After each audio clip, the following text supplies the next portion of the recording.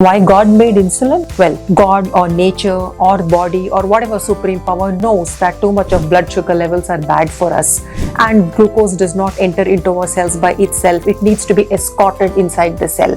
So insulin is a hormone that is produced by pancreas, which knocks on the door of the cell and asks for an escort, that is the GLP, to escort this glucose from the bloodstream into the cell where it can be utilized for various functions of the body.